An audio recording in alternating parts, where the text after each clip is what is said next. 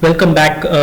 So like we discussed in the last section, what we have done so far is built our SOAP to RFC scenario. And after we built our SOAP to RFC scenario, we were planning to launch it with SOAP UI and test the scenario with SOAP UI. Remember what we had done, just to recap, we had generated the SOAP WSDL, and the way to do that, or the WSDL file, was to open up your sender agreement. We went to sender agreement and display WSDL, and that gave us the WSDL along with the URL. So what we will now be doing is taking this URL and then using this within SOAP UIs. SOAP UI is a SOAP testing tool, is a web service testing tool. So we will be using SOAP UI in this exercise and in the next exercise as well. Okay, so first of all, let's go ahead, create a new project. I'm going to file and saying new SOAP project. Once I give the new SOAP project, I'm going to call it SOAP to RFC underscore 00, and it asks me for a WSDL. You have two options. You can always give the WSDL URL, or you can give the raw WSDL as well. So if you remember what we had done, if I go to my desktop, what we had done was we had also saved this WSDL file. Yes, so we had saved the WSDL file that is displayed here by copying this WSDL file, or by saying you could have also done save and writing it to your file system and have persisting that. That is one way, or you can also use the URL directly. So what I'm going to be doing is, if you see, I've taken the URL and I'm going to be using the URL. Let the sample request be selected. Let's go ahead.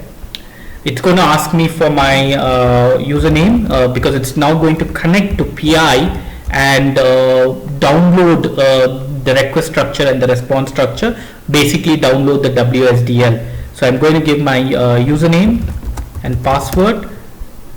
Very nice. I wanted to show this error. If you get an error like this, what this means is that the username and the password that you entered is incorrect, and your SOAP UI could not resolve it. Okay, so let's go ahead and let's try to make sure that the username password that we enter is correct. So I'm going to go in, make sure I get the right URL. I've gotten the right URL. I'm going to go here. Now I'm going to make sure I enter my right username. Let me just make sure my username is okay. System status user PI15. Yes. So I'm entering the username, and now I'm going to enter my password. Perfect. Now you see I did not get any error. My WSDL was loaded, and out here you see there is something that's called request one that has been created, right? So what is this request one? This request one is nothing but the request structure of the BAPI. Remember, we had in our service interface we had used the BAPI's request structure as if I go to my service interface, my BAPI, my service interface was a synchronous service interface that had the BAPI's request structure as its input message and the BAPI's response structure as its response message. So what you see here is nothing but the BAPI's request structure. There are a lot of all of these optional fields in the request, so I'm going to just go ahead and remove all of this.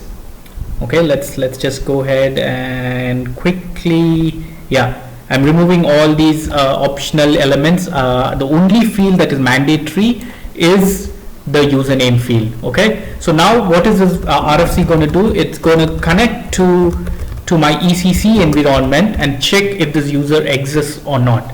Okay, I'm now going to trigger this call. All I've done, if you see, is just pretty print this XML by right clicking and formatting. So all I've done is in the request provided the username, and I'm going to go ahead and execute it. We are going to expect an error, and we will see why that error comes, right? So I've executed it and I've gotten an error. And what is the error? That it's a HTML error that says error unauthorized, and it's coming from our PI server. If you see here, it also tells you what is the error code. The error code is HTTP 401 unauthorized. You can also go into the raw.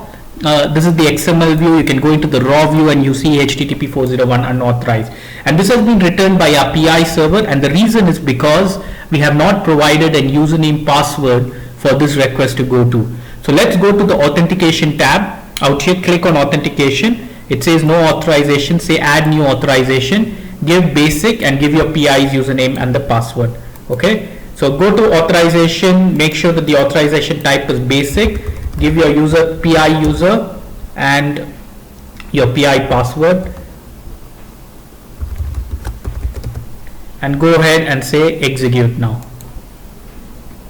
In this case, now if everything goes well, we should get a response. Okay, I'm going to the XML view. Perfect, we got a response, and within the response, if you see, what you've gotten is the BAPI's response with the user details, with exactly what we wanted, with the user information. So what happened? PI made a call to from SOAP UI, made a call to PI. PI made the call to SAP to the RFC backend using an RFC adapter, and whatever was the response, PI returned back to the SOAP client, which is in this case SOAP UI.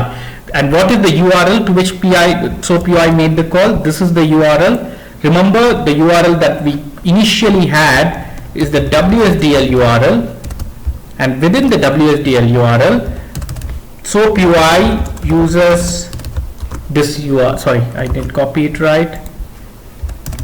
I'll just go here, Control A, Control C, and this is what is called our SOAP endpoint URL. Okay, so this is the URL to which SOAP UI makes the call to PI. Let's just do remove the word wrap, and I'm going to maximize it. So what does this contain? This is my PI server, this is my port, this is a static XI SOAP adapter message servlet, and then if you come here, you see the section sender service is equal to the BS file system 00. Let's open our sender agreement, right? So what it does is it takes the sender party, sender service, sender interface, and sender interface namespace, and that is exactly what you will see here: BS file system 00, BS file system 00, right? And then if I go here, the receiver party and the receiver service is blank. And why is it blank? Because if you look at my sender agreement, there is nothing in the receiver party and the receiver service, right? And then I go to my interface. If you see the interface, it's SIOS SOAP to RFC underscore 00, SIOS SOAP to RFC 00. Interface namespace, this is my namespace, and this is my namespace. So basically, the SOAP adapter is going to form a URL that conforms to these details that you see here, and that is a part of the WSDL. And I made a call and I got the response. Let's go into SXMB Moni and see what happened, right? I go into SXMB underscore Moni. How do I monitor? I go to monitor for processed XML messages and I say execute. And out here, this is the message. There's an additional message which we can ignore. This is the message that got triggered. This is my request message and this is my response message. And in the request message, if you see, the sender is my file system 00. This is my namespace. This is my sender interface. It goes to EH5 client 800, my SAP system. It makes the BAPI call, and that's the BAPI details that you see. And then SAP responds back. So this is the response message, EH5 client 800. And this is, if you see, if I expand this, this is again the sender interface is the BAPI, the receiver interface is what you see here, and so on, right? And if I keep scrolling down to the right, if you see, this is the request message and this is the response message. And the response message, there's a column called request message ID where you can see the response message ID. So let's go ahead now and double click on the request message, or you can also click on the response message. Click on one of those two messages. So now you see this is the response that came back from SAP, right? Now I'm going back and I'm opening the request message. Now when I open the request message, you see this is the request, okay? And I go to the technical routing, payload, display, documents in window 1, and I see the and then I click on the and out here, if you see, you can also see in the request message the response message. All I have to do is double click on the response and I can see the response payload and so on. So this is basically what happens in the PI world, where a SOAP message has come into PI from SOAP UI. PI has made the call to SAP RFC and the response has come back. Quickly, the last thing that we will now be checking is the communication channel monitor, right? So let's go into monitoring, let's go into adapter engine, and let's go into, how do I go into monitoring? I go to my monitoring homepage. Once I go to my monitoring homepage, now I want to check the status of my communication channels. Where do the communication channels run? They run on the adapter engine, and hence I'm clicking the adapter engine. Now that I'm in the adapter engine, the link I'm going to go into for checking the status of my communication channel is my communication channel monitor. Right now here I'm going to go into the advanced tab, or before what I can also do is let's just get the name of my communication channel. This is the name of my sender communication channel, so I'm going to go here, give the name of my sender communication channel and say go. Okay, so now you see this was the request that came in, and this request is what we saw out there. What I can always do is click on this hyperlink here, and I would be able to see the entire audit information of this particular message. This might take some time to load, so we will go back. Okay, it's come up. Okay, and if you see here for this message ID, I first see the request message and then I see the response message as well. So I go into the message log, and out here in the message log you can see that the request came in. In my SOAP UI I had used the user PI sound 15, so I could see that. And then if I keep going down, you can keep coming down here, you can see, hey, this was the request and this is the URL. It made a call to the RFC adapter. Let's just copy the RFC adapter's name and put it into a notepad. Okay, and then you see the RFC made a call to the BAPI user get detail. Okay, the response came back and the response was successfully transmitted to PI. Okay, and the response was returned back to the SOAP adapter. So why do you see two messages here? The reason you see two messages here is because this was a message that came from PI to it went into the integration engine, and this is the response that came back from the integration engine. Okay, basically a PI message comes in. This is the message that came in, and once the message came in, it went to the integration engine, and then the integration engine sent it back to the adapter engine, and that's why the receiver component is filled up in the next interface. Okay, now let's go to the receiver RFC adapter. Right, we had copied the receiver RFC adapter from the audit log. So now I'm clicking on the receiver RFC adapter, and you see here, you can see the status that it is connected to this particular SAP system. Sorry, you can see the status around which SAP system it is connected to, what is the username, what is the port, and everything. And out here you can also see what was the RFC called to SAP. Okay, so let's now trigger one more call. I'll make a user that does not exist and execute the call. Okay, perfect. And now in this case I got a response, but none of the details is filled, and I get a message that says user does not exist. Now I'm going to refresh my RFC, and now I see I have the next request that just started at 16:01, and this is the RFC response, and this is the logs of the RFC. Now if I go to SXMD Moni, I should see two more messages. This is the latest message that we just triggered. This is the request that came in with the new user ID, and this is the response that we can see with the corresponding response. Okay, so with that we have built our first scenario with this, which is our file to our SOAP to RFC scenario. Now let's just do one last thing. I'm now going to go into my SOAP receiver adapter. I'm going to induce an error. So what am I going to do to induce an error? I'm now going to make my username as an incorrect user. Right? So when I make my username as an incorrect user, I should get an error back because now when PI is going to send the message to ECC, the login to ECC is going to fail because the user is invalid. So what did I do? I went into my communication channel, I went into my RFC receiver adapter, and in my RFC receiver adapter I changed my username, and after I changed my username, I'll repeat it. I changed my username to a dummy username. Let's do that. I saved my communication channel, and I went into communication channel activate. So there are different ways in which we can activate a communication channel. You can go into change list, you can go here and you can right click and activate here, or you can go here, you can go to this communication channel tab and say select activate, and you can always activate it from here. So now I've activated my communication channel, and now that the communication channel is active, let's just again use a valid username, right, and see what happens. Perfect. You see now you got an error message, and the error message that came is the RFC adapter has an error because the error logon has failed. Now if I go to the communication channel monitor, I'm going to say go, and you see there's an error, and the error is that the name or the password is incorrect. Why? Because we obviously made a change. Now let's go to SXMB Money, hit refresh.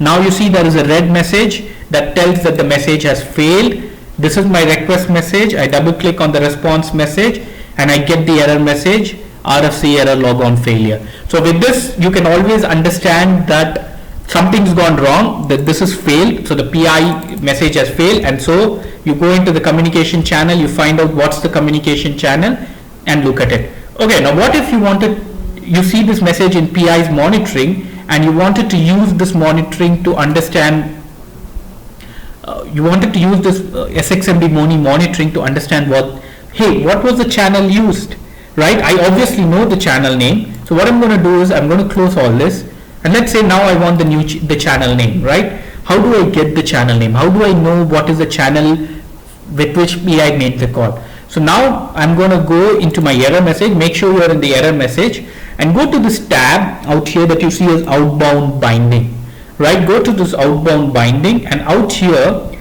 just keep scrolling down and you should see the name of the channel, and here you see service name and channel name.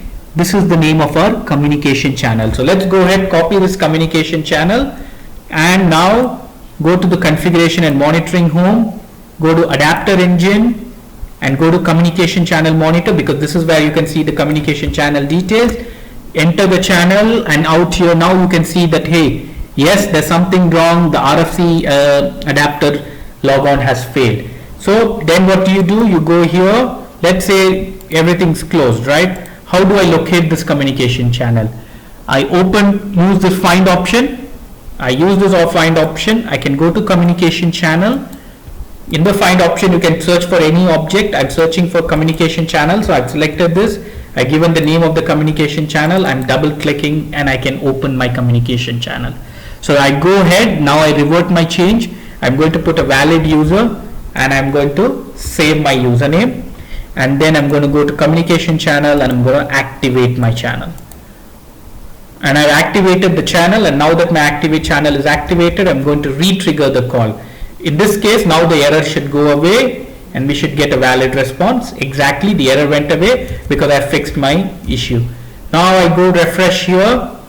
This will still show error. The communication channel will still show error because it also shows historical information. It says, hey, in the last 10 minutes there was some kind of error, right? And then I come down here, but I can see that there was a successful message that is green, and this is the historical message that had failed. Now I go to SXMB Money, I go back, I refresh, and voila, I can see that the message was successful as well. Okay, so with this we come to the end of this session where we had build a SOAP to RFC scenario where the sending system is making a call using a web service or using SOAP, and then PI then makes a call to an SAP backend system as a RFC call. This was the first synchronous interface that we built, and by synchronous interface we mean an interface that where you sent in a request and you got a response back, right? And also what did we do? We used a receiver RFC adapter and we used a sender SOAP adapter, and in the sender SOAP adapter the quality of service was best effort. The reason that the quality of service was best effort is because this is a synchronous interface. Always remember, synchronous equal to quality of service as best effort. Alright, then we configured our usual objects: sender agreement, receiver determination, interface determination, receiver agreement, and after that, using the sender agreement, you generate the WSDL, you say display WSDL. Let's do one more thing. When we do a display WSDL, we always have the option of saving. Let's go to desktop, training, and let's just say save this WSDL. Okay, I've saved the WSDL locally. Now that I've saved the WSDL, let's create a new project, right? So here I'm going to delete this project, remove, and I'm going to save the SOAP UI project quickly. Okay, save the SOAP UI project. Now I'm going to create a new SOAP project, and I'll say SOAP to RFC underscore new underscore 00. Now in the initial WSDL, previously what we had done, we had used the WSDL URL, the WSDL URL, that we got from the sender agreement. Now instead of the WSDL URL, in some cases you might want to share the WSDL with your external partners, and they might not have the authorization to download the WSDL. So what you can always do is also give them the raw WSDL file. So this is the WSDL file, SIOS SOAP to RFC WSDL file that we just downloaded, and I'm opening this and I'm saying create. Okay, so now if you see, again the request was created quickly like we did. I'm going to delete all the optional fields. Only the username is mandatory, so everything that's optional is going to go away to make my request easy. So I'm just scrolling all the way down, deleting my request and giving my user ID, user PI15, executing the call. The call is failing again and the error says unauthorized, and this is because, like we saw previously, I have not entered my username password. So I'm going to go in, add new authorization, basic, and give my username password.